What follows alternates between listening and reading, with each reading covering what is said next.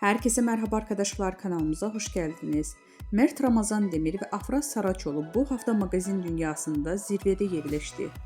Ünlü oyuncular Mert Ramazan Demir ve Afra Saraçoğlu bu hafta sosyal medyada magazin dünyasının en çok konuşulan isimleri oldu. Peki ikilinin bu kadar popüler kılan ne? İşte detaylar.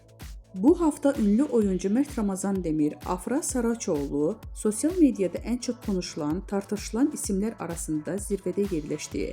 Hem kariyerlerinde hem de özel yaşamlarında dikkat çeken gelişmeler yaşayan Demir ve Saraçoğlu takipçiler ve magazin dünyasında merak içinde bırakmaya devam ediyor.